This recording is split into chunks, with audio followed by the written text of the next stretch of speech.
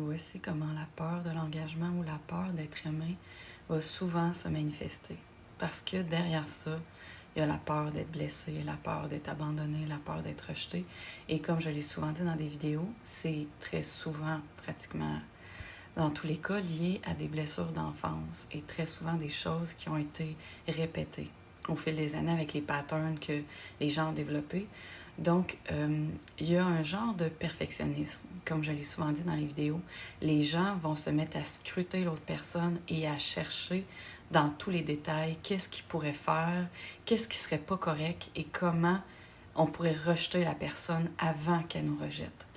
Donc, ils vont être certains de trouver quelque chose pour ne pas s'attacher, pour ne pas s'engager et pour ne pas devenir trop proche de la personne. Même s'ils veulent être en relation. Et dès que la personne va s'approcher et qu'ils vont sentir qu'ils pourraient, on va dire, leur faire un espace à l'intérieur d'eux-mêmes, ils vont bloquer, ils vont fermer ça parce que la peur de laisser quelqu'un entrer, on va dire, dans son cœur, ça fait trop peur. Ils ont trop peur d'être rejetés, d'être abandonnés. Donc, avant que l'autre personne nous abandonne, on va le faire, comme je le disais, parce que dès que ces gens-là sont vus pour qui ils sont et sont vulnérables, ils ont l'impression qu'ils ne seront peut-être pas assez, ils ne seront pas à la hauteur, ils ne pourront pas être aimés pour ce qu'ils sont. Mais c'est souvent inconscient.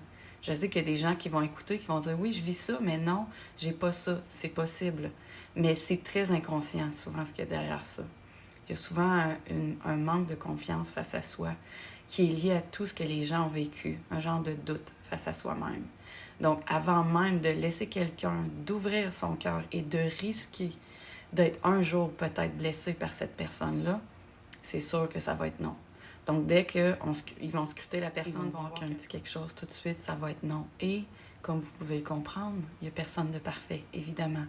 Donc, dans tous les humains, ils vont trouver quelque chose qui pourrait ne pas leur correspondre ou un petit quelque chose qui pourrait faire que la personne pourrait partir un jour, qui pourrait être blessée. Donc, il y a toujours quelque chose qui va faire qu'on ne peut pas être en relation. Donc, ça développe un pattern très fort de rejet, très rapide des gens, avant même qu'on puisse vivre en relation.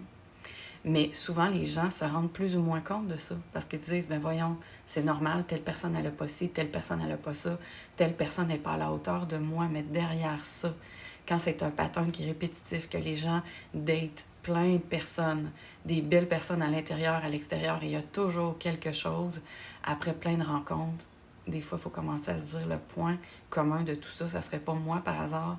Qu'est-ce qu'il y a en moi qui fait que je rejette constamment ces individus-là? Et oui, on peut attirer des gens qui ne nous conviennent pas, c'est certain. Mais dans le lot, souvent, quand je vois ces gens-là, comme je l'ai déjà dit dans les vidéos, ils vont dater plein d'hommes et plein de femmes. Mais il y a toujours quelque chose à redire. Puis ça les rend malheureux, dans le fond, parce que c'est pas ça qu'ils veulent. Puis au fil du temps, quand ils commencent à conscientiser la chose, ils voient bien qu'ils ont peur. Mais la peur va se manifester par plein de dates, souvent plein de sexualité, plein de relations superficielles qui ne durent pas longtemps pour justement éviter toute forme de blessure en disant que bon, ils n'ont peut-être pas vraiment besoin de ça, mais dans le fond, c'est pas ça qu'ils veulent. Mais de l'exprimer, c'est pas facile. Et de faire face à ça, c'est pas facile. Parce qu'il faut faire face souvent à toutes les peurs qu'il y a derrière ça et à toutes les blessures. Mais c'est possible pour tout le monde de se sortir de ça.